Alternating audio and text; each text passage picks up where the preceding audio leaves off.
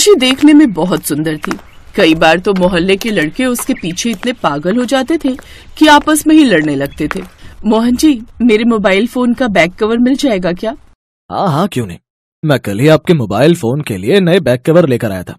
ये देखिए, इसमें से जो भी पसंद है रख लेना, सारे आपके मोबाइल फोन पर अच्छे लगेंगे। मेरे मोबाइल फोन के बैक कवर आने बंद हो गए थे, आपको कहाँ से मिले? बस ढूंढ लाया खुशी जी। आपकी खुशी के लिए मैं कुछ भी कर सकता हूँ। अब मेरा मतलब है, आपकी खुशी में ही हम जैसे दुकानदारों की खुशी है। थैंक यू, मुझे ये वाला बहुत पसंद है। ये कितने का है? अरे कोई बात नहीं, ये मेरी तरफ से गिफ्ट है। नहीं, ऐसे मैं गिफ्ट नहीं ले सकती। आप बताइए तो कितने का है? जी 100 रुपए दे दो आप। खुशी ने 100 रुपए दिए और मुस्कुराती हुई दुकान से बाहर आ गई। क्या हुआ, ले लिया कवर? हाँ भाभी, ये देखो, बस 100 रुपए में मिल गया। मोहन पैसे ही नहीं ले रहा था, जबरदस्ती दिए मैंने उसे। तुझे पता है तेरे से ये पैसे नहीं लेते हैं। अरे पागल है, सारे दुकानदार लड़की दिख जाए तो उसे ताड़ने की आदत है। खासकर तेरे पीछे तो ये सारे मोहल्ले के लड़के पड़े ही रहते हैं। सूरज बेटा, सूरज की धूप इतनी तेज है, दुकान के अंदर एयर कंडीशनर लगा हुआ है, तो यहाँ बाहर कुर्सी डालकर बैठा हुआ है। दुकान के अंदर क्यों नहीं बैठता? पापा आप जानते नहीं हो धूप में बैठना सेहत के लिए कितना फायदेमंद होता है। अरे मैं तो विटामिन ले रहा हूँ। पता नहीं कौन सा विटामिन ले रहा है। शर्मा जी ने जो केक ऑर्डर किया था वो भेज दिया? हाँ पापा भेज दिया। मदन जी स्ट्रॉबेरी केक दे देना एक। अंकल स्ट्रॉबेरी केक ऑर्डर का है, बिक चुका है आपका। मैंने कारीगर को बोल दिया है, बना रहा है, आधे घंटे तक ले जाना। अरे खुशी जी, खुशी जी। सूरज जी क्या हुआ, आप क्यों आवाज लगा रहे? वो आपने स्ट्रॉबेरी केक बोला था ना, वो बनवा दिया था, आप लेते जाओ। पर मैं अभी पैसे नहीं लाई, फिर कभी ले लूंगी। कोई बात नहीं, पैसों की कोई जल्दी नहीं, आप ले जाओ, मैंने आपके लिए अलग रखा हुआ है। थैंक यू सूरज जी, मैं आपको कल पैसे दे जाऊंगी। अगर आप कहो तो मैं खुद ही आ जाऊंगा घर। नहीं, मैं आपको दे जाऊंगी, आप परेशान मत हो। खुशी अपनी भाभी रश्मि के साथ आगे बढ़ गई। तूने बिना पैसों के केक दे दिया, और यहाँ पैसे देकर कोई केक खरीद रहा था, उसे तो तूने मना कर दिया देने से। ये चल क्या रहा है? अगर ऐसे ही रहा तो मुझे लगता है दुकान जल्दी बंद करनी पड़ेगी। बेवकूफ कहेगा, कोई जरूरत नहीं है एसी में बैठने की, फालतू का बिल आता है। और वैसे भी तुझे तो सूरज की धूप लेनी है ना, विटामिन मिलेगा। खुशी, मुझे तो लगता है ये मोहल्ले के लड़के पागल हैं, तुम्हें देखते ही झल्ले हो जाते हैं। वही तो भाभी, पता नहीं ये लोग ऐसा क्यों करते, सारे पागल ही हो जाते हैं। दोनों ननद भाभी जोर जोर से हंसने लगी और घर आ गई। खुशी के साथ अक्सर ऐसा होता था। मोहल्ले में अब लड़कों ने जानबूझकर खुद अपनी अपनी दुकान पर बैठना शुरू कर दिया था, ताकि खुशी कोई सामान लेने के लिए आए तो वो उसे ताड़ सके। और तो और साप्ताहिक छुट्टी वाले दिन भी अब मोहल्ले की दुकानें बंद नहीं रहती थी, बल्कि पूरा दिन खुली रहती थी। तुझे क्या जरूरत थी आज दुकान खोलने की? देखा, चालान कट गया ना, तो दुकान खोलने आया ही क्यों था? पापा जी वो सामने देखो, सूरज, मोहन, सतीश, गोपाल सबने अपनी अपनी दुकान खोली हुई है, तो मैंने सोचा मैं भी अपनी दुकान खोल लेता हूँ, थोड़ी बिक्री हो जाएगी। मुझे क्या पता था कि पुलिस वाले चालान काटने आ जाएंगे। कोई कुएं में कूदेगा तो तू साथ में कुएं में कूद जाएगा। तेरे बाप ने तो आज तक कभी छुट्टी वाले दिन दुकान खोली नहीं। वो तो अक्सर यही सोचता था कि सप्ताह की छुट्टी हो तो थोड़ा आराम मिले। वो बाप आप ही हो पापा? हाँ, मेरा मतलब वही है। चल अब दोबारा पुलिस वाले आए, इससे पहले दुकान का शटर गिरा और घर चल। बस पापा, आधे घंटे में दुकान बढ़ा कर आ रहा हूँ। मनीष के पापा गुस्से में चले गए, तभी खुशी आ गई। मनीष जी, वो आपने फोन किया था? थैंक यू, आपने आज दुकान खोल ली, वरना आज मैं बाल धोने से रह जाती। मुझे एक फंक्शन में जाना था, वो शैम्पू की बोतल दे दीजिए। ये लीजिए खुशी जी। अरे मनीष बेटा, तेरा कितने का चालान काट कर गए? हमारा तो पूरे 1000 का काट गए इस गधे की वजह से। क्या पापा, धीरे बोलो, कोई सुन लेगा। ये तो गलत बात है अंकल जी। हाँ खुशी बेटिया, पता नहीं मोहल्ले में आजकल क्या हो गया, ये सब लड़के छुट्टी वाले दिन दुकान खोल लेते हैं और इन सबका चालान कट जाता है। सारे पागल हो गए हैं। वैसे मेहनती तो बहुत है ये सब, पूरा दिन कितनी मेहनत से दुकान पर काम करते हैं। कभी कभी गलती हो जाती है, इसलिए माफ कर देना चाहिए। मेरे कहने से गोपाल को माफ कर दो अंकल जी। थैंक यू खुशी जी। लड़कों के मन में ये चल रहा था कि आखिर खुशी इन सब में किस लड़के को पसंद करती है। इस बात पर उनमें बहस छिड़ जाती है। खुशी मुझे पसंद करती है। नहीं, वो मुझे देखकर मुस्कुराती है, वो मुझे पसंद करती है, मुझे ज्यादा करती है, अक्सर मेरी दुकान पर आती है। तुम सब गलत सोच रहे हो, खुशी मुझे पसंद करती है। अरे कैसी बच्चों सी बातें कर रहे हो, खुशी मुझे पसंद करती है। तभी खुशी की भाभी कुछ सामान लेने के लिए विक्की की दुकान पर आती है। विक्की, कल खुशी राशन लिखवा गई होगी, तुमने निकाल दिया क्या? हाँ सुना ना भाभी, पर आप राशन लेने आए हो, मतलब खुशी जी नहीं आई? नहीं विक्की, अब खुशी कभी घर से बाहर नहीं निकलेगी। सुनैना की बात पड़ोस की दुकानों पर बैठे लड़कों के कानों तक पहुंच गई। सब झुंड बनाकर सुनैना के पास खड़े हो गए। सुनैना ने उन्हें कुछ ऐसा बताया जिसे सुनकर सभी लड़के बहुत दुखी हुए। बस यही बात है, बेचारी खुशी के चेहरे की खुशी चली गई है। उसका होने वाला पति बहुत बुरा है। पापा जी ने उसके पापा का कर्जा देना है, इस वजह से खुशी को जबरदस्ती उस बदतमीज लड़के सुबोध से शादी करनी पड़ेगी। अब जब तक शादी नहीं होती, सुबोध ने खुशी को घर से निकालने के लिए बिल्कुल मना कर दिया। वो बहुत शक्की किस्म का इंसान है। खुशी के भैया भी कुछ नहीं कर पा रहे, वो बिल्कुल अकेले पड़ गए। हम लोगों के पास इतने पैसे नहीं है कि हम सुबोध के पापा का कर्जा उतार सके।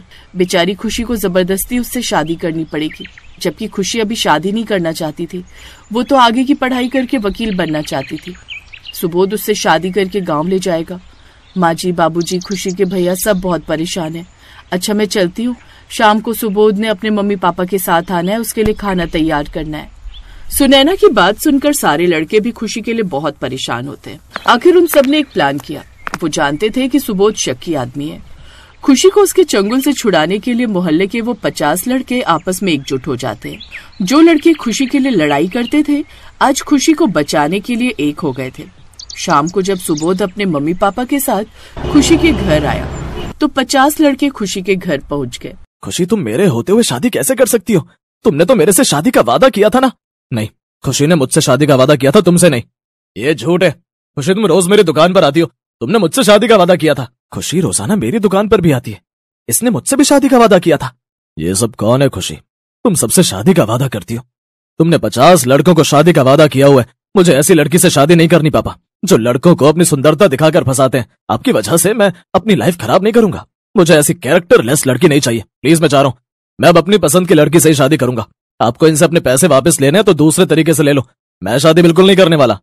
अरे रुको तो सुबोध बेटा, कहाँ जा रहा है? बड़ी मुश्किल से तो तेरी शादी इस लड़की से कर रहा था।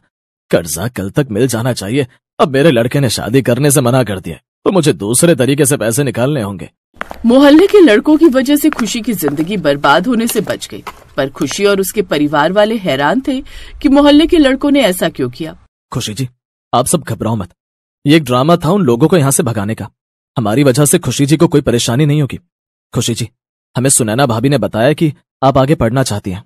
अब आपको कोई परेशान नहीं करेगा, आप अपने तरीके से अपनी जिंदगी जियो। थैंक यू, आप सबने मेरी इतनी मदद की। मोहन, सूरज, मनीष, विक्की, आप सब लड़कों ने मेरी बहन की जिंदगी बर्बाद होने से बचा ली।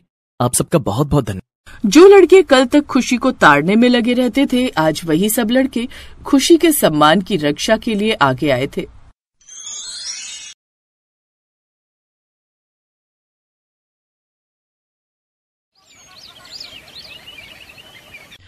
ओ Viren, I really miss you. तुम पक्का नेक्स्ट वीक मुझसे मिल रहे हो ना? रिचा फोन पर अपने बॉयफ्रेंड से बात कर रही होती है कि तभी उसकी भाभी अनीता झाड़ू पोछा लेकर उसके कमरे में आती है और रिचा गुस्से में चिल्लाते हुए उससे कहती है, आपको बिल्कुल भी अकल नहीं है क्या भाभी? बिना नॉक किए यूं किसी के कमरे में नहीं आना चाहिए। मैंने आपको आवाज लगाई थी और नॉक भी किया था दीदी, लेकिन आपने सुना नहीं, इसलिए मैं अंदर आ गई।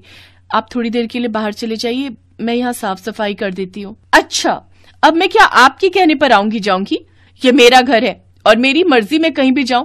अब जल्दी से साफ करो और हाँ, अच्छे से करना। ये कहकर रिचा बाहर हॉल में चली जाती है। रिचा एक बहुत ही घमंडी स्वभाव की लड़की थी। वो किसी से ठीक से बात नहीं करती थी और अपनी भाभी को तो बिल्कुल भी पसंद नहीं करती थी। एक रोज उसका आइसक्रीम खाने का मन करता है तो वो अपने भाई अनुज से कहती है, भैया मैं जानती हूँ आप अभी ऑफिस से आए, लेकिन मुझे आइसक्रीम खाने का बहुत मन है, आप ले आइए ना। लेकिन रिचा, तुम्हें जुकाम है और ऊपर से आइसक्रीम खाकर तुम्हारी तबीयत और खराब हो जाएगी, तो इससे आपको क्या? और आपको क्यों इतनी जलन हो रही है? आपके पति के पैसे खर्च हो रहे हैं क्या इसलिए? रिचा, ये क्या तरीका अपनी भाभी से बात करने का? वो तुम्हारे भले के लिए कह रही हैं।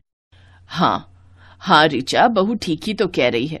मुझे किसी की नसीहत की जरूरत नहीं है। भैया आप आइसक्रीम ला सकते हो तो लाओ, वरना मैं ही चली जाती हूँ। अच्छा रुको बाबा, मैं लेकर आता हूँ। माँ, मैं आइसक्रीम ले ही आता हूँ, नहीं तो ये नकचड़ी सारा घर सर पर उठा लेगी।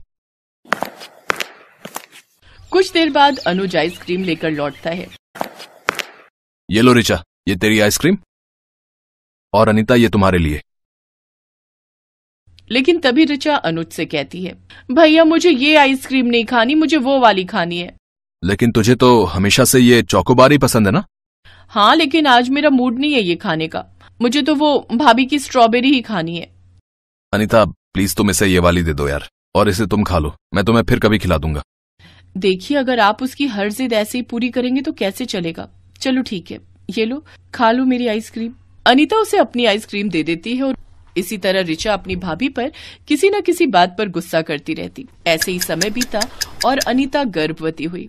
अब घर में सब उसका खूब ख्याल रखते, सिवाय उसकी घमंडी ननद ऋचा के। उसे तो बस अब भी अपनी ही पड़ी थी। ओफो भाभी, ये सुबह सुबह क्या बनाकर रख दिया? मुझे नहीं खाने ये ओट्स, मेरा पास्ता खाने का मन है, वही बनाकर लाओ।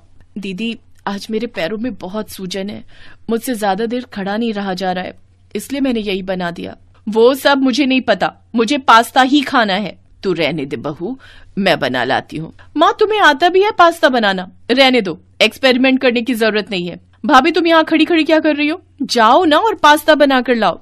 जी दीदी। बेचारी अनीता फिर से रसोई में जाकर पास्ता बनाकर लाती है।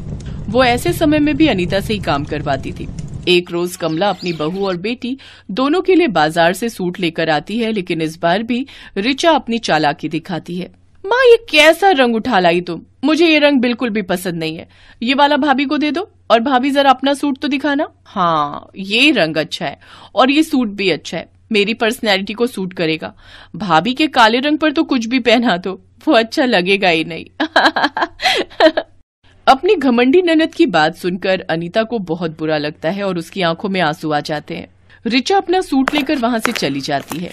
बहू, तू इसकी बातों का बुरा मत मानना, तू तो जानती है ना उसका स्वभाव कैसा है। ऐसे ही जब भी अनुज अनीता के लिए कोई फल लाता तो उससे पहले वो ही उसे खा लेती। ऋचा सारा दिन अपनी भाभी को किसी न किसी काम के लिए बोलती रहती। ऐसे ही समय बीता और अब अनीता को 9वां महीना लग गया। एक रोज अनीता अपनी ननद से, दीदी, माँ जी कीर्तन में गई हैं और अनुज जी की ऑफिस में जरूरी मीटिंग है, तो क्या आप मेरे साथ रूटीन चेकअप के लिए अस्पताल चलोगी? नहीं, बिल्कुल भी नहीं, मेरी पार्लर में अपॉइंटमेंट है, मैं वहीं जा रही हूँ। ये कहकर ऋचा अपना बैग उठाकर जाने लगती है कि तभी सीढ़ियों से उसका पैर फिसल जाता है और उसे गहरी चोट आ जाती है। तो वहीं अनीता को भी लेबर पेन शुरू हो जाता है। दीदी, दीदी, हे भगवान, अब मैं क्या करूं? अनीता किसी तरह खुद को संभालती है, फिर अपने पड़ोसियों की मदद से ऋचा को अस्पताल लेकर जाती है।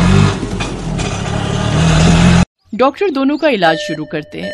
ऋचा की मरहम पट्टी के बाद वो डॉक्टर से पूछती है, डॉक्टर, मेरी भाभी कैसी है और उनका बच्चा? देखिए, हम पूरी कोशिश कर रहे हैं, आप हौसला रखिए। उन दोनों की खबर मिलते ही अनुज और उसकी माँ भी अस्पताल पहुंच जाते हैं। कुछ घंटों बाद अनीता एक प्यारी सी बेटी को जन्म देती है। ऋचा अपनी भाभी से माफी मांगते हुए कहती है, भाभी, मुझे माफ कर दीजिए, मैंने आपके साथ इतना बुरा किया, लेकिन फिर भी इतने दर्द में रहते हुए आपने मुझे अस्पताल पहुंचाया। कोई बात नहीं दीदी, मैं जानती थी एक दिन आप बदल जाएंगी। भाभी, अब आपको बिस्तर से जरा भी हिलने की जरूरत नहीं है, अब से आपकी ये ननद आपकी अच्छे से देखभाल करेगी। अरे वाह, मेरी घमंडी बहन इतनी बदल गई। फिर तो ये गुड़िया बड़ी ही भाग्यशाली है हमारे लिए, जो इसने आते ही अपनी बुआ को बदल दिया। बिल्कुल ठीक कहा बेटे, देर आए दुरुस्त आए।